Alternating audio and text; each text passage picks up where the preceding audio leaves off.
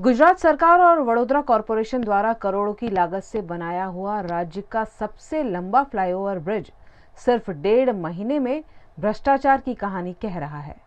गुजरात राज्य का सबसे लंबा फ्लाईओवर ब्रिज वडोदरा शहर में बनाया गया है। हाल ही में गुड गवर्नेंस डे यानी कि 25 दिसंबर को अटल जी के जन्म दिवस पर वडोदरा शहर के निवासियों को गुजरात राज्य के मुख्यमंत्री भूपेंद्र पटेल ने अटल ब्रिज की सौगात दी थी। सिर्फ 1.5 महीने में अटल ब्रिज पर बनाई गई सड़क ने खुद गुणवत्ता विहीन कार्य की पोल खोल दी है। कॉन्ट्रैक्टर द्वारा यहां सड़क निर्माण में जो धांधली दिखाई गई है वो अब साफ साफ सड़क पर दिखाई पड़ रही है। आनन फानन में जल्दबाजी में किए गए ब्रिज निर्माण की सड़क अपने आप पूरा किस्सा बयान कर रही है। सड़क जगह जगह से उखड़ रही है, जिस पर अब सवालिया निशान लगना लाजमी है।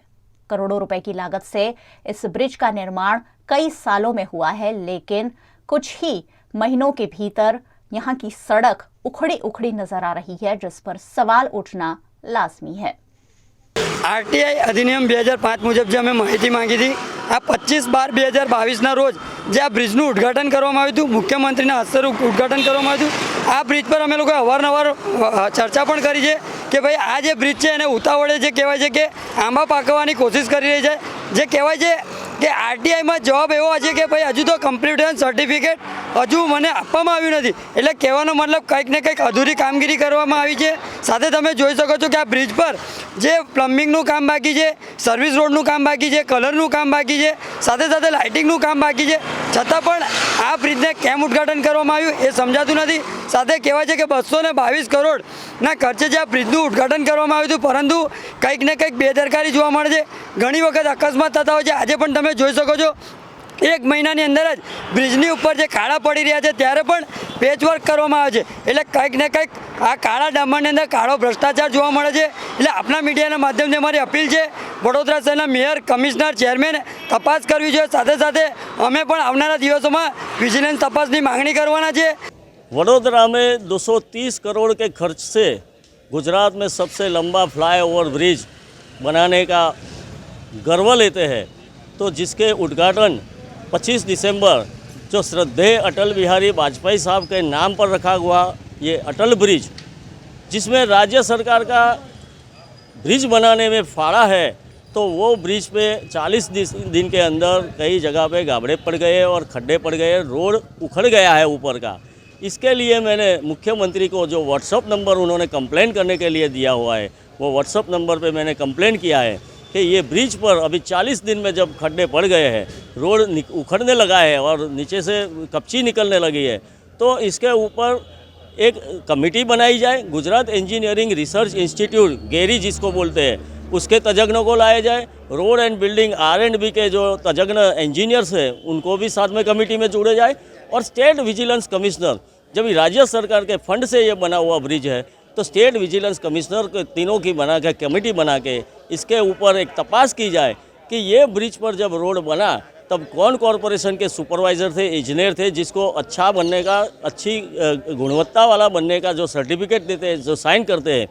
वडोदरा के नवनिर्मित अटल ब्रिज की सड़क उखड़ जाने पर सड़क बनाने वाले रणजीत बिल्डकॉन लिमिटेड कंपनी के सिविल इंजीनियर हेमंत पटेल ने VNM टीवी समक्ष अपना पक्ष रखा।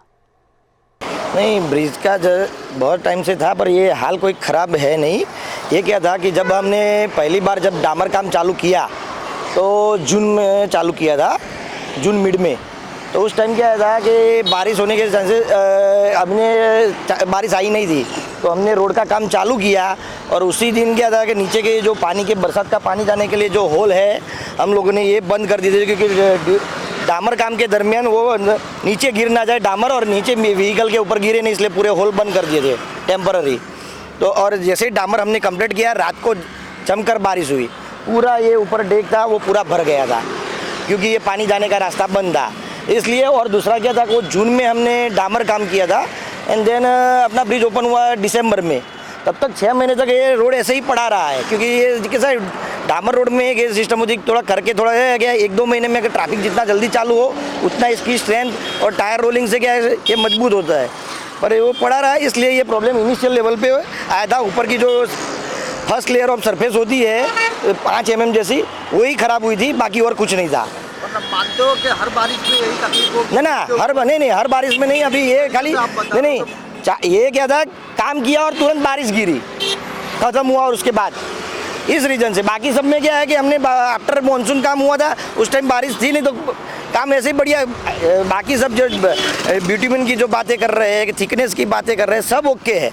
अगर बिछाने, अगर अभी 1.5 महीने हुए लोकार्पण को, तो फिर ये कारपेट बिछाने की जरूरत क्यों पड़ी? यही के ऊपर का जो सरफेस रफ था, तो उनको सबको ऐसा लग रहा था खराब हो गया, इसलिए हम लोगों ने उसको एक स्मूथ कर दिया, और कुछ नहीं है।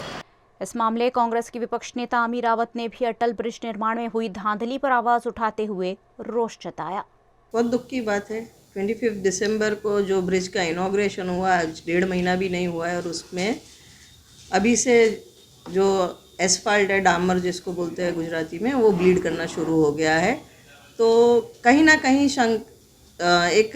इसमें खूब बड़ा भ्रष्टाचार हुआ है, डिज़ाइन में कुछ कमियां रह गई है, इसकी शंका होती है। और लगता है कि इसमें एक कॉन्ट्रैक्टर पीएमसी सब मिले हुए हैं। तो हमने आज एक पत्र लिख के डिमांड की है कि इसकी एक इंडिपेंडेंट जांच होनी चाहिए, और अगर जांच में डिज़ाइन या कहीं भी कहीं कमी नज़र आए तो उसको दुरुस्त करना चाहिए, और उसके बाद ही कॉन्ट्रैक्टर की पेमेंट रिलीज़ करनी चाहिए।